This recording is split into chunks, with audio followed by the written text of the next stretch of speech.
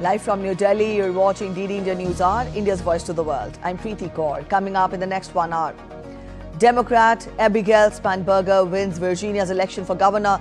Polling closes in high-stakes battle for New York mayor and New Jersey governor. California votes to decide on redrawing congressional map. U.S. Supreme Court to hear arguments on legality of Trump's tariffs imposed under International Emergency Economic Powers Act. Treasury Secretary to be present in court as Trump calls the case life or death for the U.S. Chaos unveils at Brussels airport after it shuts down operations due to drone sighting.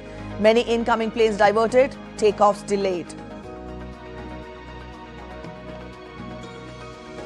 In Kentucky, at least 3 killed, 11 injured after UPS wide-body cargo plane crashes. National Transportation Safety Board's GO team launches probe. In Bosnia, at least 10 dead and several injured in fire in elderly residential home, cause of the fire being ascertained. India's Commerce Minister Piyush Goyal to visit New Zealand to strengthen bilateral economic ties, focus on the ongoing FTA negotiations.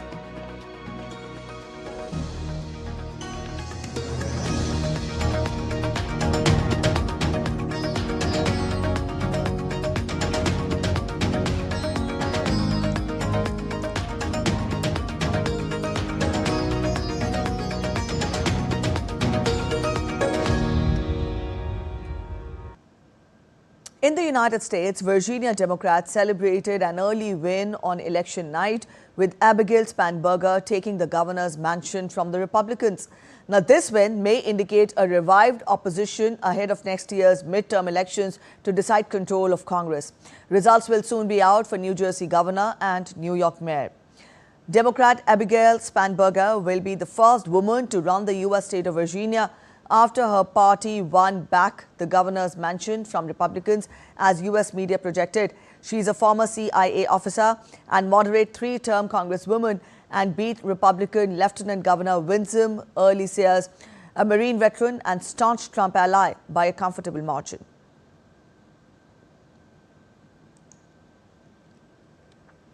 Meanwhile, in New Jersey, opposition polls showing Democrat Mickey Sherrill, a congresswoman and former Navy pilot, holding a lead over her Republican challenger, former state lawmaker and small business owner Jack Ciattarelli. The New Jersey race was the most hotly contested campaign, with the contest shattering spending records after both national parties poured millions of dollars into advertising.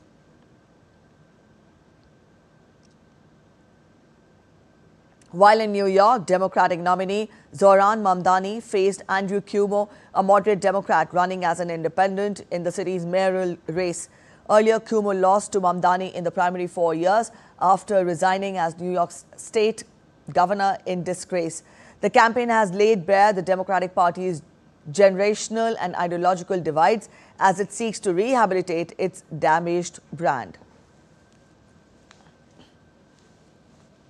And in California, voters will decide whether to give Democratic lawmakers the power to redraw the state's congressional map, expanding a national battle over redistricting that could determine which party controls the U.S. House of Representatives after next year's midterm elections. Voters are saying that Trump's most contentious policies were on their minds, including his efforts to deport immigrants who entered the U.S. illegally and to impose costly tariffs on imports of foreign goods, the legality of which is being weighed by the U.S. Supreme Court this week. All right, Akshay, we've given a brief outline of what all is happening in the U.S., but sitting here in India, I would want you to explain to our viewers the significance of these polls. Electing a mayor for a state, how far will it affect the congressional setup? Why are these polls significant? Well, these are significant because these polls are quite symbolic for the future of the politics of the U.S. This is the first major polls after the second Trump started of President Donald Trump. His own presidency has been in question. His own track record has been in question, not just since his second term, but when he lost elections to Joe Biden and the kind of protests that happened. In fact, the kind of violence that also happened, the Capitol Hill protest, and they can be called riots now.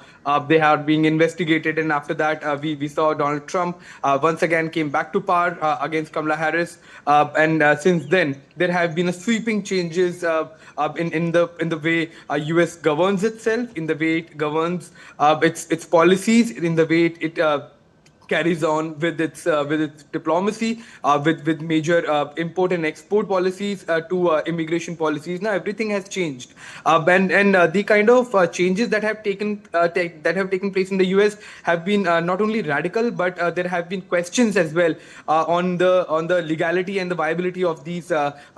Steps that were taken. So these are the first polls. These are indications that will come from the U.S. And on which way the politics is going. And it seems that we might have a breaking news, Preeti, that Zohran Mamdani has also become the mayor of New York City. That's the breaking news, it seems, coming right now. I will just confirm that and put it out for our viewers. But, the way Virginia, the way New York, the way New Jersey, and even California, all of these states are going for polls, and the indications are coming in from all the pollsters that the Democrats are sweeping the elections. Clearly, is a major indication for Donald Trump to have a rethink of his policies, have a rethink of the way he conducts polls, and the policies, along with the way he has been portraying the message of the Republican Party, the way he has been portraying himself as a leader. The focus, his focus has been on Nobel Prize more than the government shutdown that has been going on for such a long time. All of these combined have portrayed the Trump administration as inefficient and in a very bad light. And it seems the kind of vicious campaigning that has been going on against the Democrat nominees, Democrat candidates, has also reignited a sort of a divide that was there in the Democrat Party. Especially, we saw how Donald Trump threatened the New York City, stating that if Zohran Mamdani becomes the mayor of the city, he will have to stop the funds, unless they're absolutely required. So he has also been violating several of the principles of the U.S. Constitution there by stating all of this. But it seems Zohran Mamdani, according to early indications, that he has become the mayor of New York City, and there in Virginia as well, Democrat coming back to power, and in the next midterm election, it seems that this trend is going to continue. So tough times ahead for the Republican Party as well as Donald Trump as the President of the United States. All right, Akshay, we'll leave it here. Thank you so much for joining in with those details. We'll keep coming back to you for the latest confirmations and the updates. Thank you for joining in as of now. And the U.S. Supreme Court will hear arguments on Wednesday in a pair of challenges to President Donald Trump's power to impose sweeping tariffs on virtually all goods imported into the United States. The hearing marks the beginning of what could be the biggest battle yet in Trump's trade war, as the Supreme Court considers whether his use of the International Emergency Economic Powers Act to impose duties was constitutional. Various businesses and 12 U.S. states have challenged the tariffs. They argue that Trump overstepped his constitutional authority, noting that the power to levy taxes and tariffs traditionally lies with Congress. 3 lower courts have already ruled against the administration, finding that IEEPA does not explicitly grant the president the power to impose tariffs. Trump has defended the administration's use of tariffs to balance global trade flows, citing years of high duties charged by other countries on U.S. imports. He argued that his tariffs have increased U.S. revenues and driven the stock markets to a series of record highs. After hearing arguments on Wednesday, the Supreme Court will have until June the time to make a decision, following a rigorous process of arguments and discussions on the case's merits. This will be followed by a vote. Trump called the Supreme Court hearing a matter of life or death for the United States. Trump, in a social media post, said that a favorable ruling could secure tremendous but fair financial and national security. He further said, and I quote, "Without it, we are virtually defenseless against other countries who have for years taken advantage of us." Trump added that stock market is consistently hitting record highs and the US has never been more respected than it is right now. He also said a big part of this is the economic security created by tariffs and the deals that we have negotiated because of them.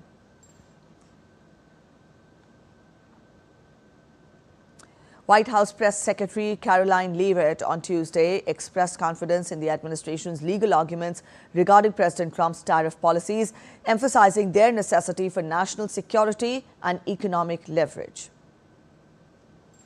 The White House is always preparing for Plan B. It would be imprudent of the president's advisors not to prepare for such a situation. With that said, we are 100% confident in the president and his team's legal arguments in the merits of the law in this case, and we remain optimistic that the Supreme Court is going to do the right thing. The importance of this case cannot be overstated. The president must have the emergency authority to utilize tariffs. The U.S. government shutdown entered its 35th day on Tuesday, matching a record set during Donald Trump's first presidency, as his administration warned of potential chaos at the airports going into one of the busiest travel periods of the year. The federal closure appears almost certain to become the longest in history. The government has been grinding to a halt since Congress failed to approve funding past September 30th, and pain has been mounting as welfare programs, including aid that helps millions of Americans afford groceries, hangs in limbo. About 1.4 million federal workers, from air traffic controllers to park wardens, have been placed on enforced leave without pay or made to work for nothing. The Trump administration sounded the alarm on Tuesday over turmoil at airports nationwide if the shutdown drags into a sixth week, worsening staff shortages, snarling airport lines, and closing down sections of airspace. More than 60,000 air traffic controllers and Transportation Security Administration officers are working without pay. Thanksgiving air travel is expected to set a new record this year. White House has warned that increasing absenteeism could mean chaos at the check-in lines. Belgium's Brussels and Liège airports were closed on Tuesday evening after drone sightings, diverting many incoming planes and preventing others from taking off. A spokesperson of Belgian Air Traffic Control Service confirmed shortly that a drone was seen near the Brussels airport, which was then closed as a security precaution. Belgium's busiest airport reopened after 2 hours of disruption, but it was closed again after more drone sightings. It was unclear when the flights would resume.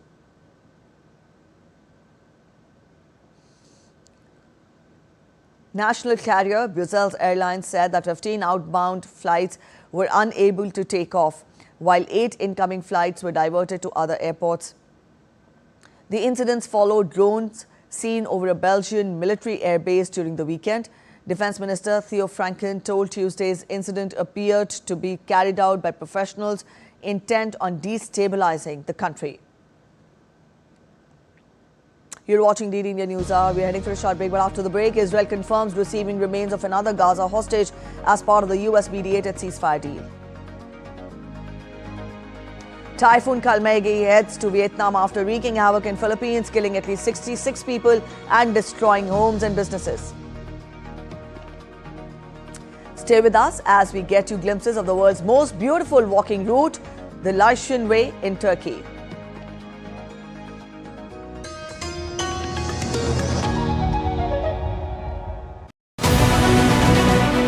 This week on Defense Dynamics, we decode Astra Mark II, why it is India's next generation air dominance weapon, what makes this missile a true game changer. We analyze the force multiplier in the sky, India's mid-air refueling aircraft and their critical role in sustaining air power. Finally, the infantry soldier gets a much-awaited close-quarter battle carbine, which is compact, precise and built for decisive close combat.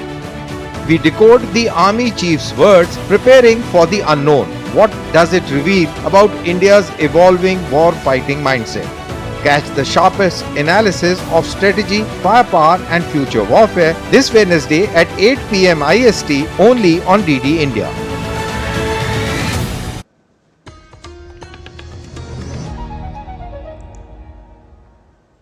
Welcome back after the break. You're watching DD India News Hour. US President Donald Trump renominated Jad Isaacman, the private astronaut and ally of billionaire Elon Musk, for the office of Administrator of NASA.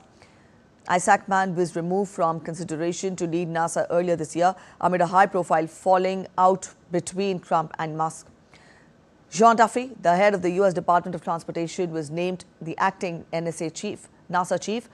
Last year, Trump, as president-elect, tapped Isaac Mann to lead NASA at the recommendation of Musk, the SpaceX CEO, who had been an influential advisor to the president and sought to more closely align the U.S. space program with its goal of flying missions to Mars. Isaac Mann, a billionaire who commanded the first civilian space crew in 2021 aboard a SpaceX capsule, had spent months navigating the Senate confirmation process, balancing the Trump administration's desire to focus on Mars with NASA's multi-billion-dollar strategy. Days after U.S. President Donald Trump ordered the military to prepare for action in Nigeria to prevent the killing of Christians, White House Press Secretary Caroline Leavitt said that Trump is closely monitoring the situation. As the president stated, Michael, if the Nigerian government continues to allow the killing of Christians, the United States will immediately stop all aid and assistance to Nigeria and may take action to wipe out the Islamic terrorists who are committing these horrible atrocities, especially against innocent women and children. I don't have any further announcements on that for you today, but I can assure you the President of the United States is watching this situation unfold very closely, as is our Secretary of State, Marco Rubio.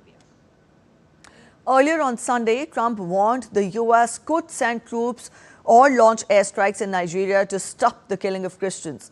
The threat of military action came a day after his administration added Nigeria back to a countries of particular concern list of nations that the U.S. says have violent religious freedom. Let's get to updates from West Asia now. Israel confirmed on Wednesday that remains handed over by Hamas late on Tuesday belonged to an Israeli-American national seized by Hamas during the October 7, 2023 attack. The Prime Minister's office in a statement said that the remains were identified on Wednesday as of 19-year-old Staff Sergeant Itay Chen in the Israeli Forensic Institute in Tel Aviv. 19-year-old Chen, a dual U.S. citizen, served as a combat soldier in the 77th Battalion of the 7th Brigade. According to the information and intelligence available to the Israeli army, he fell during combat in a tank in the battle in Kibbutz Nir Oz on the morning of October 7, 2023, and his body was taken by Hamas. The handover was part of a U.S.-mediated deal under which Hamas is still to release 7 more bodies of hostages it has been holding in Gaza for over 2 years now. The terms of the truce, in effect since October 10th, require the return of all hostages, living and dead. Iran has released 2 French nationals imprisoned there for more than 3 years in an apparent exchange for an Iranian student who was conditionally freed in October. On social media platform X, French President Emmanuel Macron stated that Cécile Kohler and her partner Jacques Paris, who had been detained since 2022, are out of the Evin jail. Kohler and Paris were among dozens of foreign and dual nationals held by Islamic Republic in the recent years, often on espionage-related charges. France has said that the charges against Kohler and Paris were unfounded. Their release brought to an end years of negotiations between the two countries over French citizens held in Iran.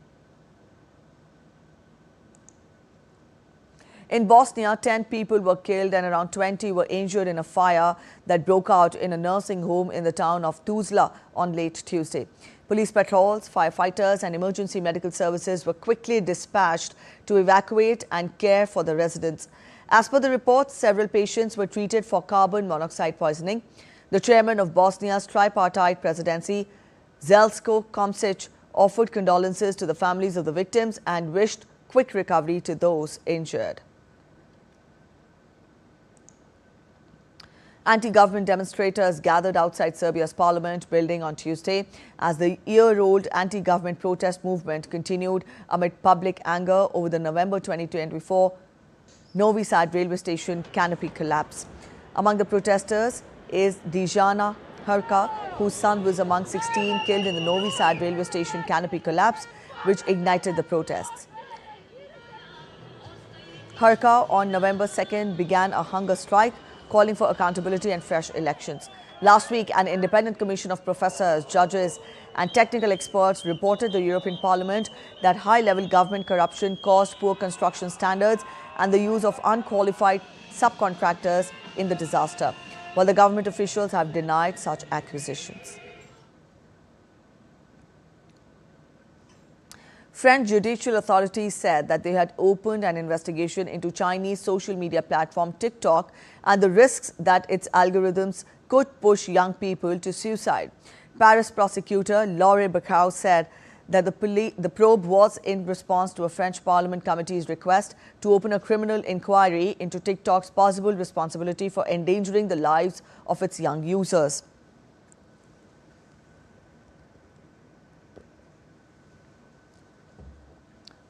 The committee sought to examine the psychological effects of TikTok on young people after 7 families accused it in a 2024 lawsuit of exposing their children to content pushing them to commit suicide. Bacau said that a report by the committee had noted insufficient moderation of TikTok, which could push vulnerable individuals towards suicide by quickly trapping them in a loop of dedicated content. Jamaican Prime Minister Andrew Holness on Tuesday said that last week's Hurricane Melissa, the strongest ever storm to hit its shores, caused damage to homes and key infrastructure roughly equivalent to 28% to 32% of last year's gross domestic product. Holness told lawmakers that the damage could cost $6 to $7 billion and the country's economy might shrink by 8 to 13% in the short term. He also warned that costs could push up Jamaica's debt to GDP ratio and the government could activate emergency provisions to temporarily suspend the country's fiscal rules. Jamaican Prime Minister, whose government set out credit and insurance provisions for a storm similar to last year's Hurricane Beryl, said that he was seeking financial support from regional allies, developmental agencies and the private sector.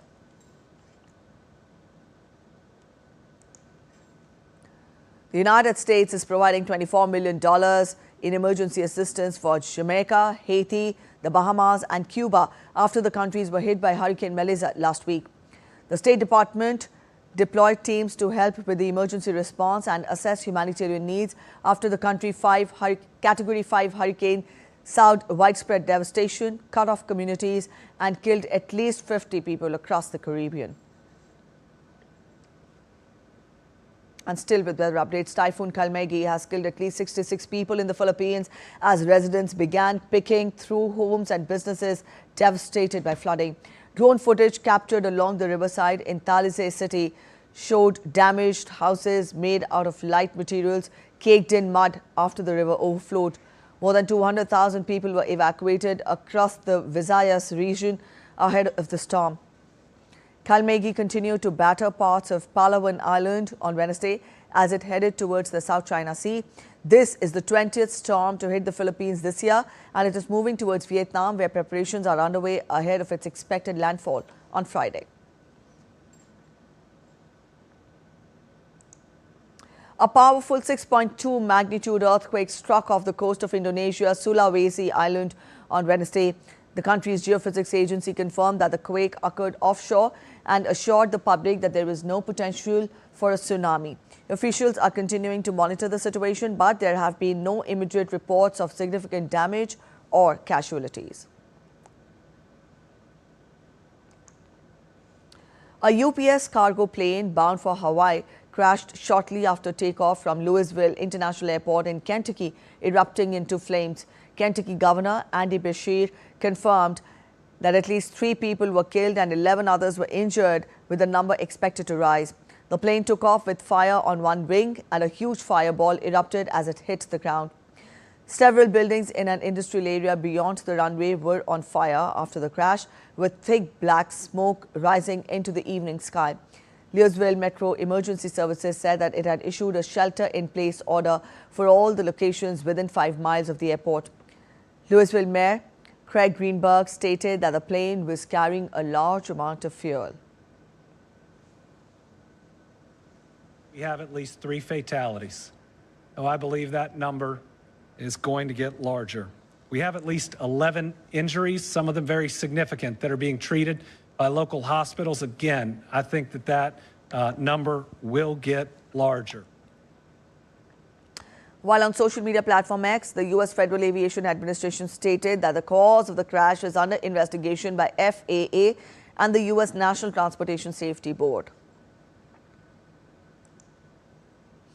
In the U.S., opening arguments will begin in Chicago on Wednesday in the first civil trial against U.S. aviation giant Boeing over the 2019 crash of an Ethiopian Airlines 737 MAX aircraft, which killed 157 people. The 8-person jury that was picked will be hearing the case concerning the March 10, 2019 Ethiopian Airlines flight that went down 6 minutes after departing Addis Ababa for Nairobi. The two principal plaintiffs in the trial are the families of Shikha Garg of New Delhi and Mercy Ndevo of Kenya. Each side will have 90 minutes on Wednesday to present its case. The company has accepted its fault and settled most of the dozens of lawsuits by families of victims in the 6 years after the MAX jetliner crashed. With just 5 days for the 30th UN Climate Change Conference, Brazilian president has promised COP30 to be a COP of truth and offer real solutions. This comes amidst a UN report warning that worldwide carbon emissions remain too high to halt global warming. The United Nations Environment Programme has said that despite 3 decades of global negotiations, countries will not prevent warming from exceeding 1.5 degrees Celsius. Now, this is the main goal of the Paris Agreement brokered a decade ago. It added that instead, the world is on track for an extreme 2.3 to 2.5 degrees Celsius of warming. The forecast assumes countries will fulfill pledges they have made so far to cut emissions. If they fall short, the world will get even hotter. A quick look at stories making it to the headlines from across the world now. In Paris, Chinese fast fashion Shein's arrival at the iconic BHV department store has prompted backlash from French brands. Several local labels, including shoemaker Doordarshan, have pulled out, citing ethical and environmental concerns. Shein's outlet opening is a part of efforts by the store's operator to revive BHV and attract younger shoppers.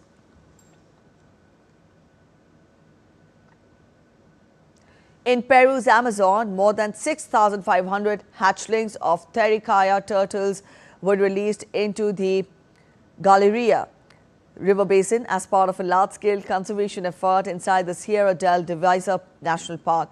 Now, the initiative aims to restore population of the endangered yellow-spotted river turtle, a freshwater species native to the Amazon basin and listed as vulnerable by the International Union for Conservation of Nature Red List.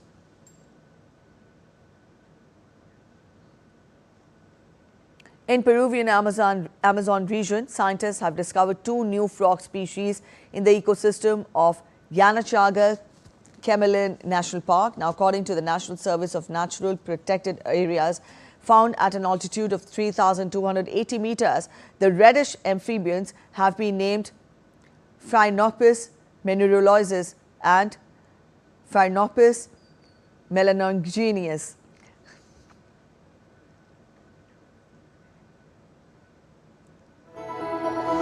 In Turkey, the historic Lycian Way, a 500 kilometers trail along the Mediterranean coast, has been recognized by the international travel authorities as one of the most beautiful walking routes.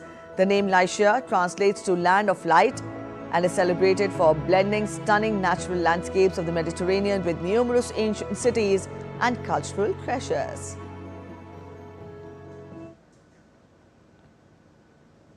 You're watching DD India News. We're heading for a short break, but after the break, Indian Foreign Secretary Vikram Misri holds talks on strategic tech security cooperation with UK National Security Advisor Jonathan Powell and Deputy NSA Matty Collins.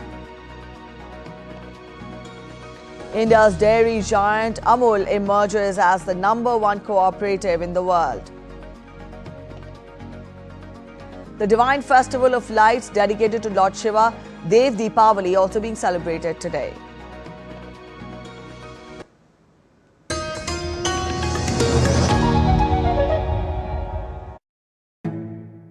Tell us us whether the British were really interested in religion, or was this all about politics?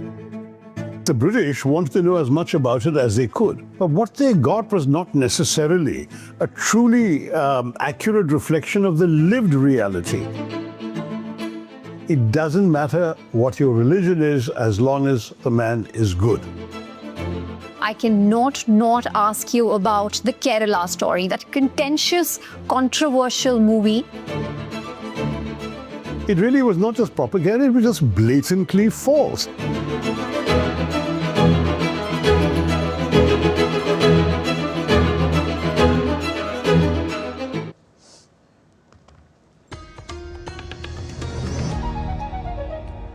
Welcome back after the break. You're watching DD India News Hour. A quick relook at the top stories now. Democrat Abigail Spanberger wins Virginia's election for governor. Polling closes in high-stakes battle for New York mayor and New Jersey governor. California votes to decide on redrawing congressional map.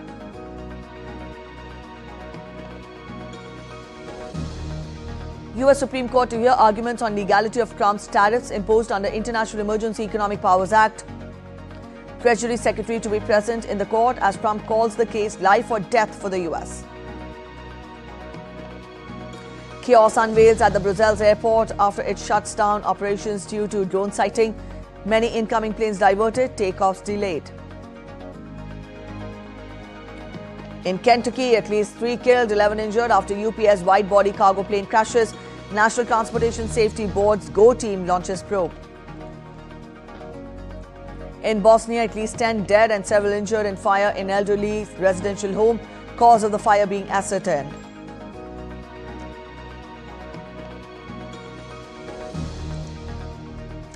India's Commerce Minister Piyush Goyal visits New Zealand to strengthen bilateral economic ties, focus on the ongoing FTA negotiations. India's Commerce and Industry Minister Piyush Goyal has arrived in Auckland to hold discussions with his New Zealand counterpart Todd McClay on the ongoing free trade agreement negotiations today. The visit reflects the shared commitment of both the countries to expedite the FTA process and build a more comprehensive and mutually beneficial economic partnership. The fourth round of India-New Zealand FTA negotiations commenced in Auckland on 3rd of November, marking an important step in deepening the bilateral trade and economic dialogue between the two nations. During the visit, Minister Goyal will participate in a series of high-level engagements aimed at strengthening trade, investment and innovation linkages between India and New Zealand. A New Zealand-India Business Forum will be held in Auckland in the afternoon, followed by a community interaction event with members of the vibrant Indian diaspora, besides others. India's Minister of State for External Affairs, Pabitra Margarita, is visiting Ecuador in the first leg of his 3 Latin American and Caribbean nations visit. He met representatives from the Ecuadorian business community in Quito today. He also had a good discussion on strengthening engagements between business communities to deepen bilateral trade. The minister, during his first visit to a South American country, will engage with country's leadership, inaugurate the resident embassy of India in Quito, and meet Indian community representatives. India's Defence Secretary Rajesh Kumar Singh met Israeli Defence Minister Israel Katz in Tel Aviv on Tuesday. During the meeting, both the sides reaffirmed their commitment to strengthening the long-standing defence partnership between India and Israel. In a social media post, India's Ministry of Defence said that Defence Secretary Rajesh Kumar Singh called on Israeli Defence Minister Israel Katz and briefed him on the key outcomes of the joint working group meeting aimed at further strengthening the robust and enduring defence cooperation between India and Israel.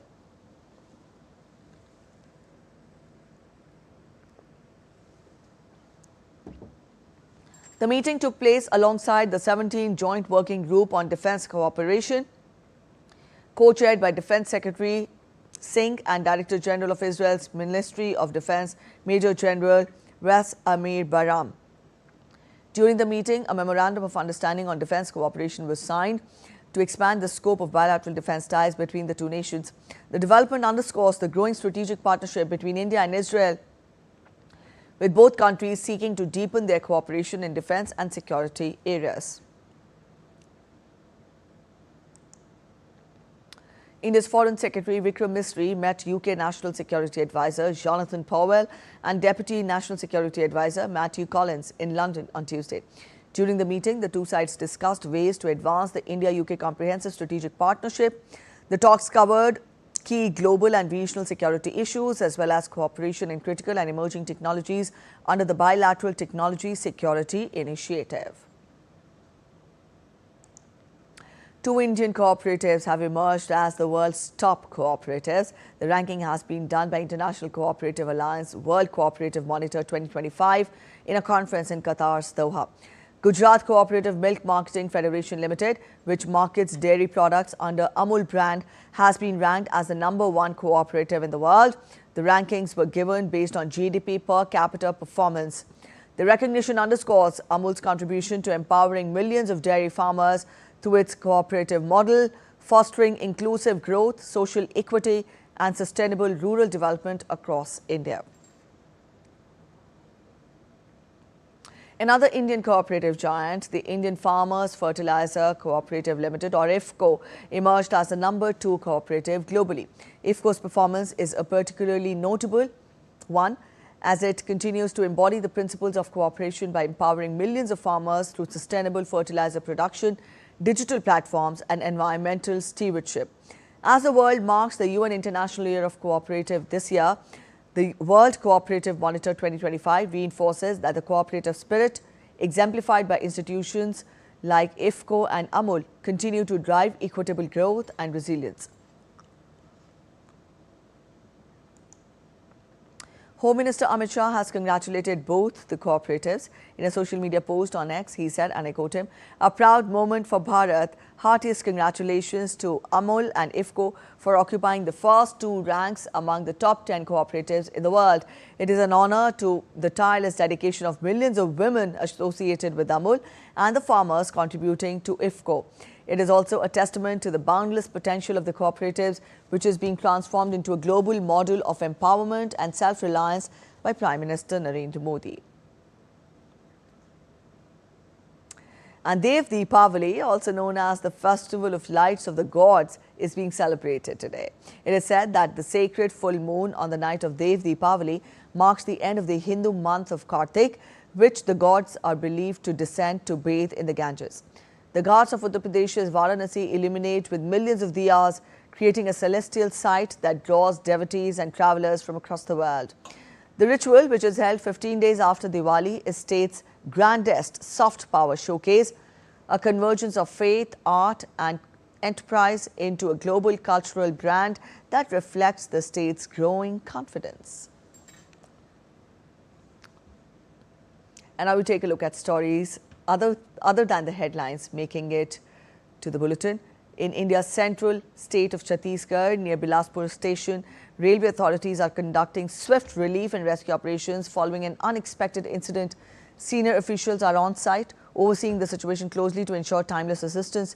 Dedicated helpline numbers have also been issued to support affected passengers and their families. Vijay Kumar Reddy, a miniature artist from Behrampur, Odisha, has made it to the Guinness Book of World Records by crafting the world's smallest spoon, measuring just 0.013 meters. Now, the wooden spoon, made with self-designed tools and a double magnifying glass, took him more than 3 years to complete. Inspired by his college professor, Reddy has been passionate about miniature art since his childhood. Earlier, he set a record for 0.016 meter spoon before making and breaking his own feat. The 73rd Jagadhatri Puja Mela is observed in India's eastern state of Odisha, and it marks one of the region's most awaited cultural celebrations, honouring goddess Jagadhatri, a symbol of divine strength and victory over good over evil. The annual fair, running for over 3 decades, attracts thousands with its vibrant mix of devotion and festivity. This year, a pavilion inspired by Telangana Secretariat and stalls featuring art, craft and performances highlight the celebration's blend of spirituality, creativity and commerce. Thousands of devotees gathered in Odisha early this morning to take the holy Kartik Purnima bath, marking the end of the sacred Hindu month of Kartik. The festival, celebrated on the full moon day in October or November, holds deep religious significance as devotees take ritual dips in sacred rivers to purify their souls. Known as Dev Diwali, it also marks Lord Shiva's victory over the demon Tripurasura, a day believed to mark when the gods descend to earth to celebrate Diwali. You're watching DD India News Hour. We're heading for a short break, but after the break, Wall Street ends lower as bank CEOs warn of possible pullback, fueling tech bubble jitters. Young Indian chess superstars in action at the FIDE Chess World Cup 2025 underway in Goa. Birth anniversary of Guru Nanak Dev Ji, the first Sikh Guru and founder of Sikhism, being celebrated today.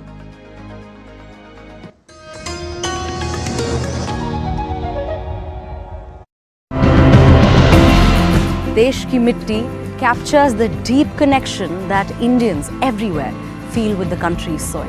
But today, this land and the communities that directly depend on it both face grave threats. We uncover stories of innovation and resilience that are trying to safeguard this soil for the future generations. When we follow what the scientists recommend, we end up spending less. I now use less fertilizers, but I'm getting better yields. These kinds of structures, they actually help keep the water in the landscape, allowing it to sort of seep into the groundwater and contribute to maintaining groundwater level. 99% of the cases that I've seen, cause for urgency is not satisfied. The project is innovative. They are maintaining our beach like a clean city.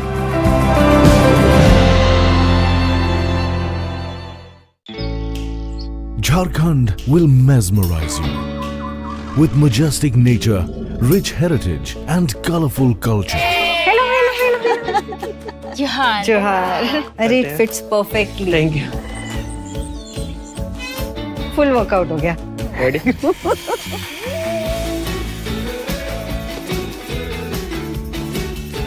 Postcards from Jharkhand on National Geographic.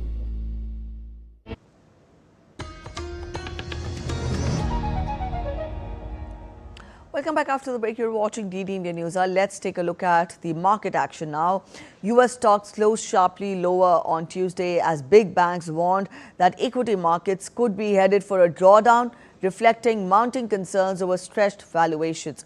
All the three major US stock indices slid well into negative territory after the CEOs of Morgan Stanley and Goldman Sachs stoked fears of a potential market bubble, with the S&P 500 having climbed to a series of all-time highs, largely powered by the artificial intelligence boom.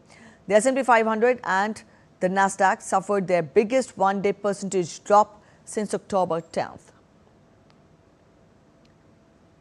Asian stocks dived on Wednesday and market volatility surged to levels not seen since April after an overnight tech-led sell-off on Wall Street put the spotlight on stretched valuations.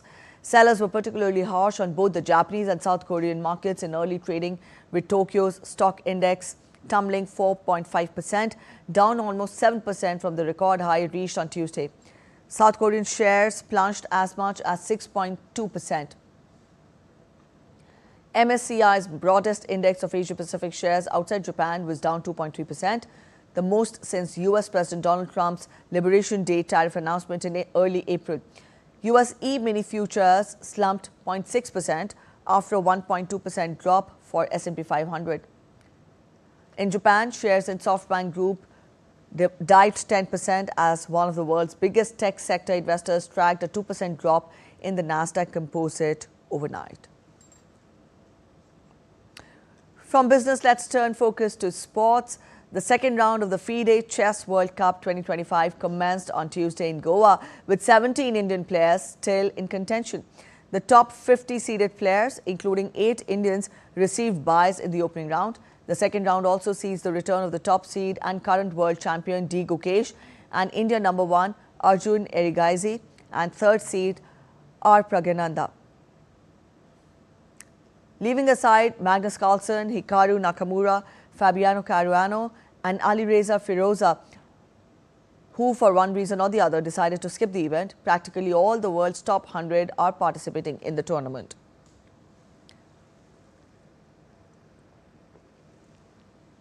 The opening round saw the exit of reigning Women's World Cup champion Divya Deshmukh, the only female wildcard in the event.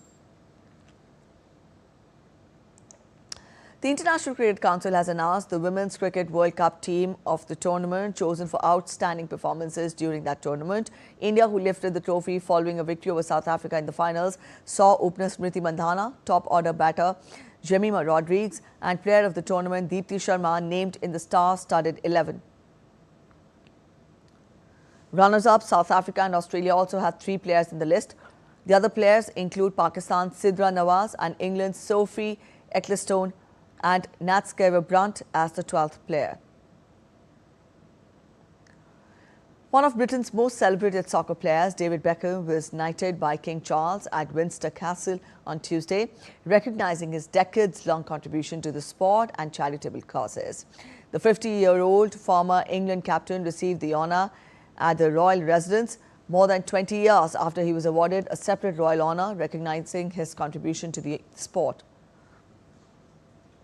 Beckham's illustrious career on and off the pitch has made him one of the most recognizable figures in modern sport. The former Manchester United and Real Madrid midfielder played 115 times for his country and captained the Three Lions for 6 years between 2000 and 2006. Former Indian cricketer Ravichandran Ashwin's much-anticipated foray into the Australian Big Bash League has been stalled by a knee injury, with the off-spinner ruled out of the entire season with Sydney Thunder. Ashwin suffered the injury while training in Chennai. He has undergone a procedure because of which he won't be part of the tournament, which is set to begin on 14th of December. The 39-year-old Ashwin, who retired from international cricket in December last year and then from the Indian Premier League in August, was set to play for Sydney Thunder in what was expected to be his maiden BBL stint. Guru Nanak Jayanti, also known as Gurpurab, is being celebrated today, marking the birth anniversary of Guru Nanak Dev Ji, the founder of Sikhism and the first of the 10 Sikh Gurus. It is an occasion of worship, remembrance and spiritual enlightenment.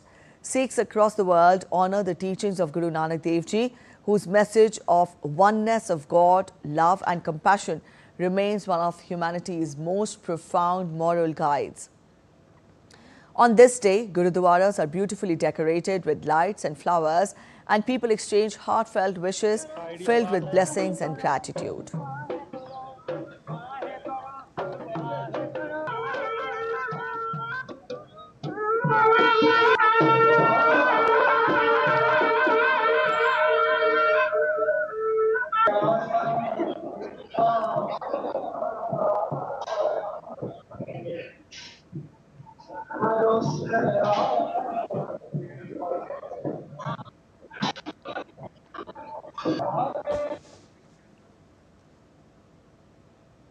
Earlier on Tuesday, more than 2,000 Indian Sikh pilgrims entered Pakistan via Attari on Tuesday to attend the birth anniversary celebrations of Guru Nanak Dev Ji.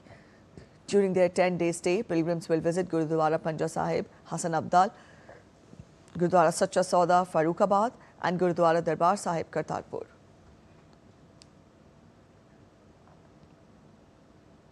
And with that, we end this edition of DD India News Hour. But let us know your thoughts on the news of the day. For those of you on the go, you can get all the latest news and updates from India and across the world on the DD India mobile app. The app is available on both Android and iOS platforms, and you can download the respective QR codes. We'll be back with more news as it breaks here on DD India. I'm Preeti Kaur signing off, and from all of us here in Delhi, thanks for watching DD India News Hour.